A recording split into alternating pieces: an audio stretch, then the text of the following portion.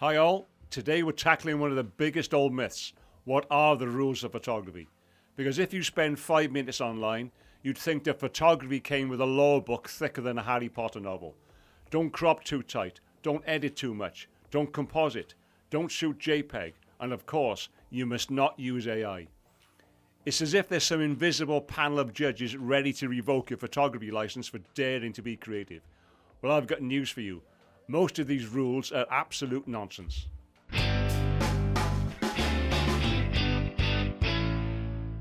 Yes, there are of course guidelines, and we'll talk about those. But rules, unless you're submitting to a competition, working in journalism, or doing passport photos, the idea that there's only one correct way to be a photographer is total rubbish. And before we dive in, if you want to start building a strong foundation for your photography in a simple, fun, clear way, grab my ebook, linked in the description and totally free when you sign up my newsletter. Okay then, let's get into it. The internet is full of people shouting about the right way to do photography. Don't edit, don't center your subject, don't push the contrast. Real photographers only shoot manual, and the list goes on and on. Anyone would think there was a photography police hotline you could ring to report someone for overexposing a highlight. And as a tutor, I saw many beginners confused and actually worried that they might do something wrong after listening to the gatekeepers. But here's the truth. Photography is an art form, and spoiler alert, art doesn't come with a mandatory how-to guide.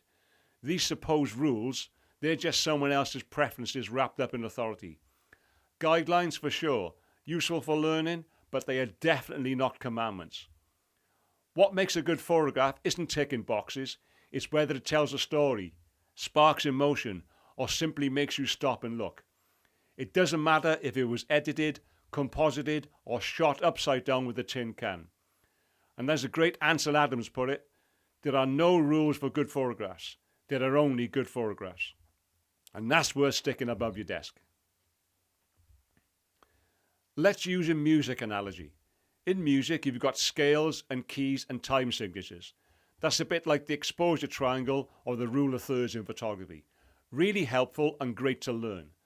But does every musician follow the rules religiously? Absolutely not. We've got classical, jazz, punk, rock, grime, electronic, ambient, whale sounds, and every one of them is totally valid. Jazz bends the rules. Punk rock breaks them and smashes them to bits. Electronic music redefines them. And it's exactly the same with photography. If you want to shoot landscapes like Ansel Adams, excellent. If you want to lay on neon space whales into surreal dreamscapes, go for it. And if you want to make AI-generated composites that blend photography, illustration, and creativity, I'm absolutely all for it. And as you well know, AI is the latest hot topic. And yes, it's controversial, but here's my take. If the end result is art that moves someone, provokes thought, or is simply something you like, who are we to say it's not photography? Tools evolve, from film to digital, darkrooms to Lightroom, now Photoshop to an AI-assisted workflow. The question shouldn't be, is it allowed? The question should simply be, does it work? And let's not forget Bill Brandt, who said, photography has no rules, it is not a sport.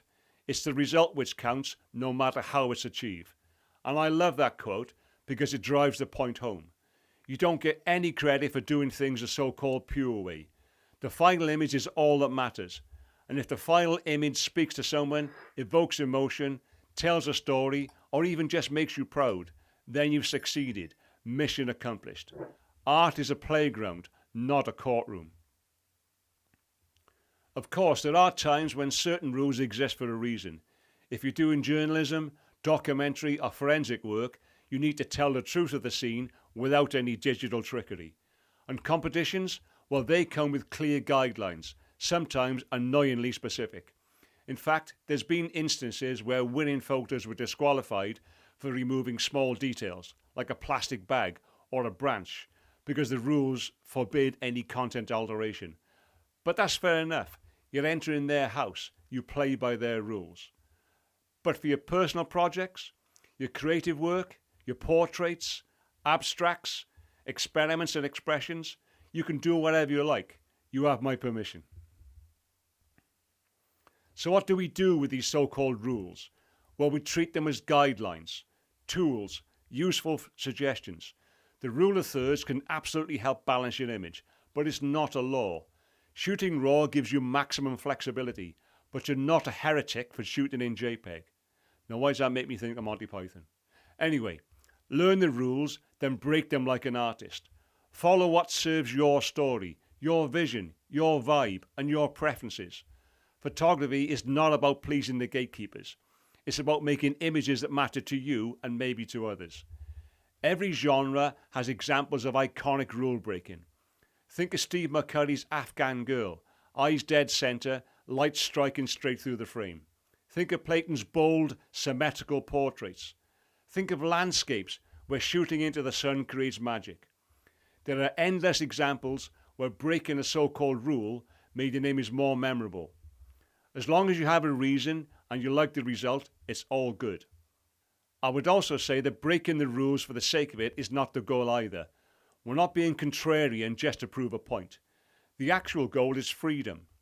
The freedom to use any technique, rule or non-rule, to serve our creative intention. It's about choosing deliberately. Follow a guideline when it helps and forget it when it doesn't. And when you approach photography this way, the whole art form opens up for you. It becomes fun, it becomes personal, and it becomes a continuous learning experience. One of my favourite quotes in art from Picasso is learn the basics like a pro so you can then break them like an artist. And that pretty much sums it up. Master the basics, but don't worship them. Use them as stepping stones to learn your craft and find your style. Your vision is what matters most. And guess what? Your vision might not look like anyone else's. And that's a good thing. We don't really need another clone of Ansel Adams or another carbon copy Instagram feed. So create images to suit you. And here's the truth worth repeating. For the vast majority of us, enthusiasts, artists, hobbyists, there really aren't any strict rules. In your personal photography, you're not bound by anybody's rulebook. You're only bound by your own taste, your own vision and creative choices. And as one photographer in a forum aptly put it, unless you're entering into a contest or doing journalism, there are no rules. Anything is allowed, so be creative. And maybe think of editing and technique like seasoning in cooking. Use a little or use a lot. Mix flavors, follow a recipe or invent your own. The dish is yours to create. And maybe one day you want to craft a classic meal to perfection. Another day you'll chuck together a wild experiment. And unless I was the cook, both count and both can be delicious. So the next time someone says to you, you can't do that in photography, just smile and remember, you're the one holding the camera, not them. So are there any rules in photography? Well, outside of a few niche contexts, not really. There are ideas, tools and traditions, but the best photographers, the memorable ones, they bend or break them all the time. And I'd love to know in the comments what you think. I read and respond to everyone, so let me know. Also, as you're still here, come check out our Photography Foundations community over on School. It's a safe space for beginner and intermediate photographers. No ego, no judgment, just growth with like-minded people. And if you got something from this video, give it a like and subscribe. It really is appreciated. Now, go and make some rule-breaking magic. Thanks for watching, and I'll see you in the next one.